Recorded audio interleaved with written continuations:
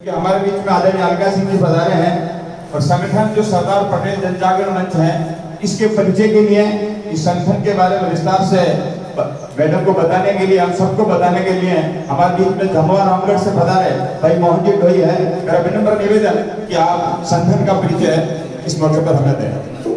धन्यवाद सर दुलाराम जी, जैसा आपका आदेश हुआ है।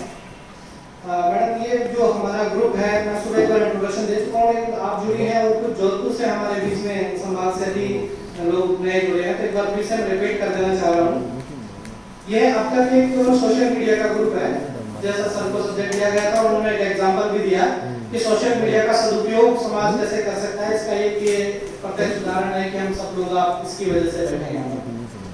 तो सोशल मीडिया का समूह है, वर्तमान तक ये आज तक कोई रजिस्टर्ड नहीं है, लेकिन कल से इसका रजिस्ट्रेशन का प्रोसेस शुरू होने वाला है। हम लोग इसको रजिस्टर्ड ऑर्गेनाइजेशन बनाने जा रहे हैं आप सबके आशीर्वाद से। इस ग्रुप का उद्गम आदरणीय श्री गोखरमल जी मटकर साहब जो हमारे बीच में विराजमान है, सही बात ध्यान रखेंगे, बहुत सारे लोग हैं नए जुड़े जो दर्शन करना चाह रहे हैं आपका। शिखर हर्ष है, गोखरमल जी बनकर हमारे प्रेरणा स्रोत हैं, आइकॉन है। तो आपने नवंबर 2017 में 50 लोगों से पूछा था कि ऐसा कोई ग्रुप बनाया जाए जिसमें समाज में पॉलिटिकल अवेयरनेस लाई जाए, राजनीतिक जागरूकता, जिससे कि सबसे ज्यादा जनप्रतिनिधि हमारे सदनों में कैसे पहुंचे उसको लेकर के। इन्होंने नवंबर 2017 में 50 लोगों से ऐसा पूछा सोशल मीडिया के माध्यम से, जिसमें से 30 लोगों ने सहर्ष स्वीकृति दी कि हाँ ऐसा होना चाहिए, पॉलिटिकल अवेयरनेस की हमें सख्त आवश्यकता है। इसके साथ ही इन्होंने टारगेट 35 एमएलए करके राजस्थान में और एक ग्रुप बनाया और फिर धीरे-धीरे कमोबेश समान विचारधारा के लोग आपसे जुड़ते गए। क्योंकि आपका उद्देश्य बहुत सटीक और क्लियर था, इस वजह से जिन लोगों के परस्पेक्टिव्स की जो अंडरस्टैंडिंग लेवल अपनी बैठक समझते थे वो लोग हमसे जुड़ते गए। और 2018 में के आसपास, इस मार्च 2018 के आसपास इस ग्रुप की जयपुर में मीटिंग हुई और उस ग्रुप में उसमें हमारे आदरणीय जो इतिहासकार हैं श्री शमशेर जी चौहान, उन्होंने इस ग्रुप का नाम सरदार पटेल जन जागरण मंच उसे दी किया, जो कि आज तक चल रहा है। उसके बाद 2018 में कुछ पॉलिटिकल गतिविधियां मतलब परिस्थिति ऐसी बनी कि इसको उस समय शिथिलता दे दी गई। सबको लगा कि शायद हम सीएम बनने जा रहे हैं और सच्चाई की भी कैसा हमारे जो है राजस्थान के पीसीसी चीफ उस समय एक बड़ी पार्टी के कांग्रेस के सचिन पायलट साहब थे, तो उस समय इसको शिथिलता दिया गया तो उसका इसका नेगेटिव प्रभाव पड़े। उसके बाद 2019 से संभाग स्तर पर ये ग्रुप बनाने की परंपरा शुरू हुई। लगातार हम इस प्रयास में रहे कि नहीं जन जागरूकता करते रहे। इसी बीच में हम लोग लगातार, ये हमारी चौथी मीटिंग है। पहली मीटिंग हमारी जयपुर में हुई थी, दूसरी मीटिंग कोटा में, तीसरी मीटिंग जो है हमारी गाजीपुर महुआ में पिछले साल 1 अगस्त को हुई। और ये चतुर्थ वार्षिक चिंतन शिविर इस बार 2 दिवसीय आदरणीय दुलाराम जी, श्री जगन्नाथ जी सर के सानिध्य में शिवराज जी और इन सब सरपंच गणों का जिनका नाम है आदरणीय हमारे बीच में मनसुख जी भाई साहब विराजमान है, इनका विशेष सहयोग है ये ऑर्गेनाइज करवाने में, जो ये मीटिंग हुई है आदरणीय सरपंच साहिबान का अवसर पर। तो यह ग्रुप अब तक जो है बहुत सारे दीनहीन और समाज के जो लोग हैं उनका सोशल मीडिया के माध्यम से कुछ पैसा कलेक्ट करके उनकी मदद करता आया है। इसके साथ ही हर गुजर बाहुल्य जिला जहाँ मुख्यालय पर जहाँ पे गुजर भवन और छात्रावास नहीं है, मैं एक छोटा सा आपको एग्जाम्पल देना चाहता हूँ इस विषय में, क्यों हमें छात्रावास की आवश्यकता है और किस क्वालिटी का होना चाहिए, ये हमें बहुत ध्यान रखने की आवश्यकता है। मैं पढ़ता था जयपुर, तो उस समय क्या होता था कि मेरे साथ एक अनिल अग्रवाल नाम का लड़का पढ़ता था, तो हम लोग दोनों कंपटीशन की तैयारी कर रहे थे और दोनों का एग्जाम सेंटर कोटा में था। अनिल अग्रवाल 2 दिन पहले जयपुर से कोटा के लिए निकल गया, क्योंकि पहले दिन ट्रेन और बसों में भीड़ बहुत भयंकर हो जाती है। बस का तो हम सोच ही कहा सकते हैं, ट्रेनों से जाते हैं सस्ती यात्रा के चक्कर में, क्योंकि इकोनॉमिक स्टैंडर्ड हमारा कितना अच्छा है ये आप सब देख रहे होंगे।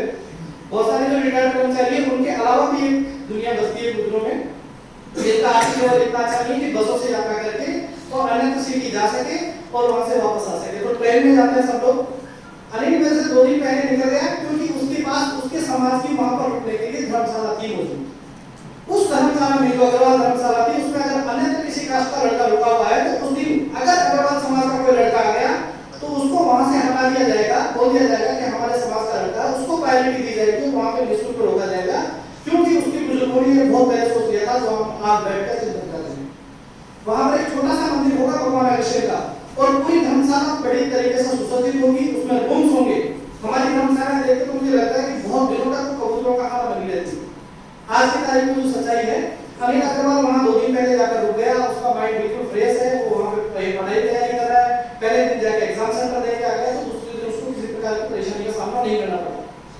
अब परिस्थिति मेरी देखो आप, उस दिन रात को 9 बजे मैं ट्रेन में बैठता हूँ और सुबह उतरता हूँ उस परिस्थिति में जब ट्रेन में पाँव रखने की जगह नहीं। दूसरे दिन सुबह किस्मत से फ्रेश होने के लिए जगह नहीं मिलती बाथरूम में, और सुबह आपको अगर पानी भी वहाँ पर रेलवे स्टेशन पे लेना है, बिस्लरी का लेकर फ्रेश होने के लिए जाना पड़ेगा। छोटी छोटी बातें हैं लेकिन सच्चाई है। हम लोग वहाँ फ्रेश होकर जाते हैं, रात भर हम सोए नहीं, उसके दूसरे दिन 9 बजे में एग्जाम सेंटर में पहुंचते हैं, रात भर से नहीं सोया हुआ उधर समाज का बच्चा क्या एग्जाम देगा, जो उसकी परिस्थिति उस 12 घंटे ट्रैवल करके आया उस ट्रेन में खड़े खड़े, जहाँ पर गिरने का खतरा से लगा रहता है। दूसरे दिन उधर से एरिया सवाल आता है, दोनों सेंटर में मिलते हैं, आ गया, दोनों एग्जाम देते हैं। बेसिकली मैं उससे भले इंटेलिजेंट उस समय, लेकिन उस परिस्थिति में मैं क्या एग्जाम दूंगा ये बताओ। उसके बाद तक पाने की परिस्थिति मेरे पास वहां रुकने के लिए बहुत एक्स्ट्रा पैसा नहीं है। हर एक गुजर समाज के बच्चे की ये स्थिति है। मैंने मेरा एग्जाम्पल इसलिए लिया क्योंकि ये बड़ा सटीकता है वर्तमान परिस्थितियों में। अब हम जानते होंगे कि हमारे लिए जोधपुर हम जाएंगे तो मुझे पता है बालाजी की कोठी में भगवान श्री देवनारायण का मंदिर है आप सबके सानिध्य में, जहां पर मेरे रुकने की फैसिलिटी हो सकती है, लेकिन सब जिलों में नहीं, और विशेषकर भीलवाड़ा में तो वही। आप लोग हो सकता है अपने लेवल पर कुछ व्यवस्था कर सको तो बहुत अच्छी बात है, लेकिन रुकने की बहुत अच्छी व्यवस्था नहीं, टेंट में आप 2 दिन नहीं गुजार सकते। दूसरे दिन भी अनिल अग्रवाल वहां से नहीं आता है क्योंकि 2 दिन बाद तक की फैसिलिटी है, उनके लिए उनका बच्चा प्यारा है, 2 दिन बाद में भेजेंगे आराम से। तो इन परिस्थितियों को देखते हुए हमारे हॉस्टल्स क्यों बनने चाहिए, ये बेहद जरूरी चीजें हैं। उस परिस्थिति के हिसाब से उस दिन का सिलेक्शन हो जाता है, तैयारी कितने दिन करो, किस परिस्थिति में एग्जाम दे रहे हो, ये बहुत इंपॉर्टेंट है। तो हर चीज पहले जिलों पर हमारी ये बेड़ा है कि हम लोग ऐसे हॉस्टल ऐसे भवन बनाए जहाँ पर आप जाकर के रह सके, हमारे बच्चे वहाँ पर जाकर के रह सकें। सही स्थान निर्माण के लिए इस ग्रुप में बहुत सारी जन जागरूकता फैलाई थी। उसके अलावा पिछले लॉकडाउन में